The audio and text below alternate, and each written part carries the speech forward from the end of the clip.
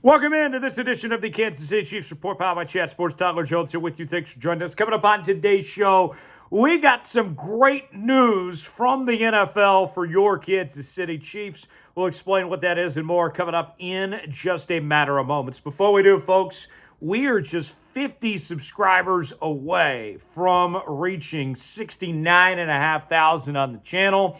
And our guys over at the Raiders Report, Mitchell Renz and company, they were talking some smack. They were telling me today, they said, Tyler, there is no way you guys are getting 50 subscribers on today's video and getting to 69,500 subscribers. He was bragging about how they just gained over 100 subs in their last Raiders Report video. And I said, Mitch, we're going to do it. We're going to prove you wrong, and we're going to make it happen. So do your part.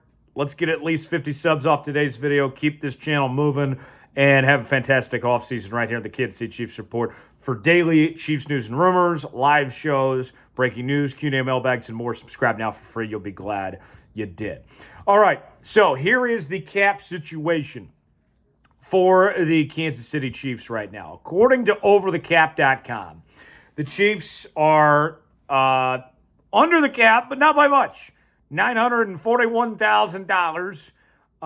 Is what they have to spend at this point in time. And they're going to have to go find some money elsewhere because you need at least $10 million to sign your rookies. So with that said, it's going to take some help of sorts. And we know that you can restructure Patrick Mahomes and potentially save $39 million there. There's ways to do it. But with that said, the salary cap does not look great, the cap situation right now. But here's where the great news is, folks. Help is on the way by way of the NFL. The salary cap is only going to increase and create more cap space each season. And here's the trend of what we're talking about and where the cap space situation has gone. If you go all the way back to 2011, the NFL salary cap was $120.375 million. Then in 2012, it went up slightly to $120.6 million. 2013, it went up a little bit again, $123. 2014 took about a $10 million jump to $133 million.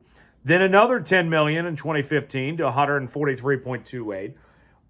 Another $12 million in 2016 to $155.27.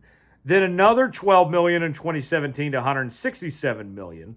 About a $10 million jump in 2018 to $177.2, and about $11 million jump in 2019 at $188.2, another $10 million jump in 2020, and then the pandemic happened.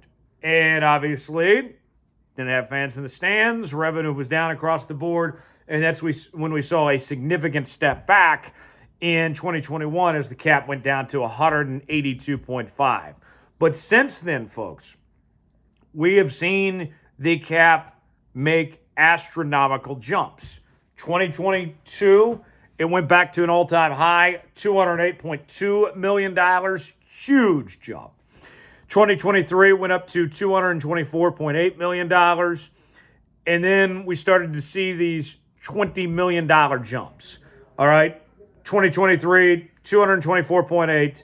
224, 255.4, and now this upcoming year, $275 million. So, what does all this mean? I know it sounds like a lot of numbers, but what does this mean for the Kansas City Chiefs?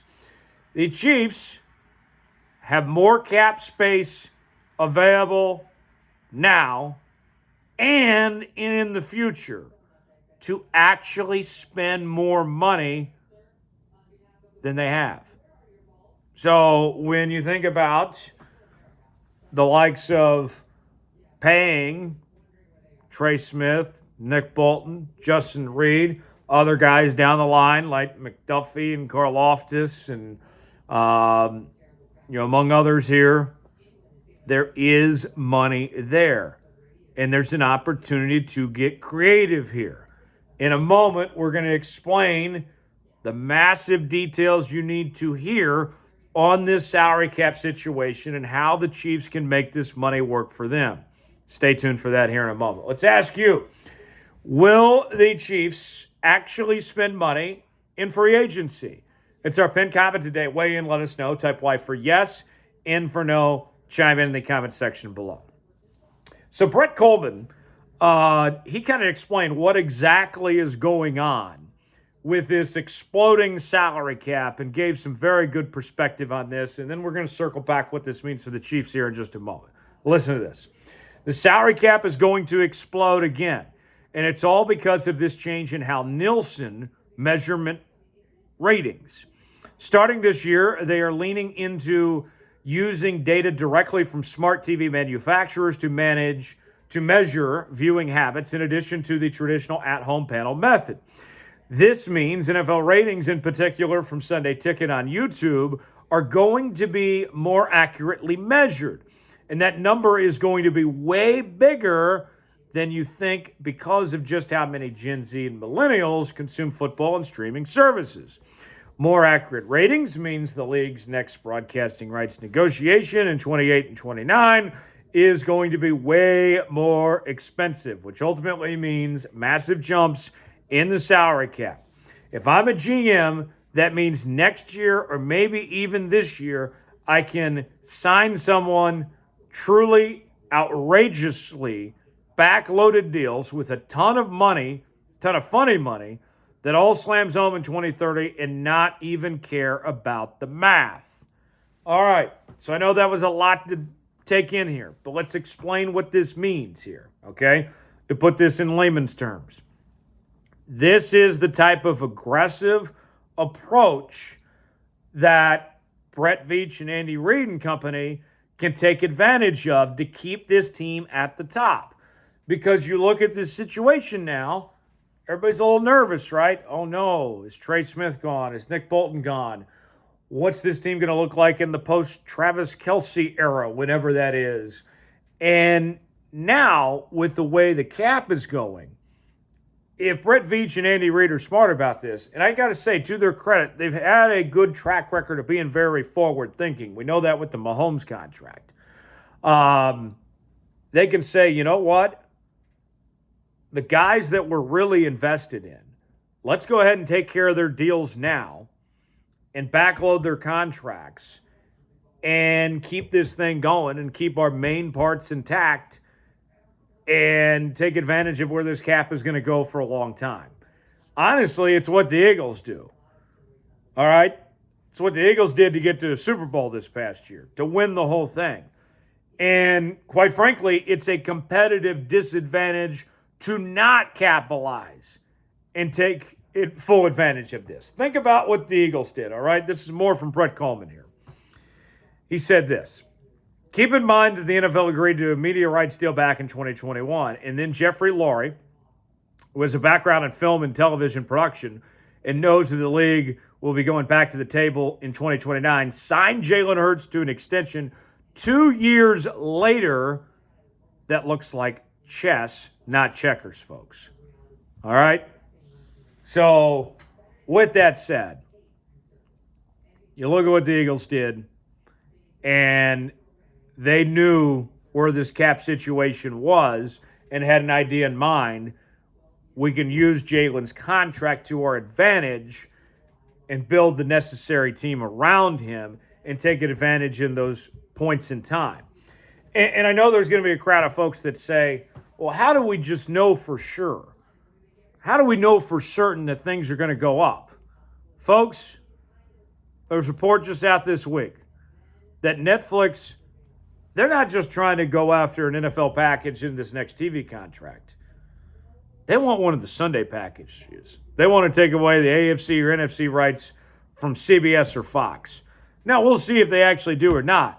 But the fact that they are even talking about this and having those discussions is going to drive up the price and make it astronomical for these networks. And then, in turn, that money is going to go back to the teams and the players and go back to the salary cap. So we know it's going to happen here. I have a background in television, all right? And I've covered this stuff for a long time. I know more about TV than you would ever want to know, folks. And the way this is trending, the way these numbers are going here, this is what is going to drive things for the NFL. And to me, it's something that grants an opportunity to teams if they have the forward sight and if they approach it correctly.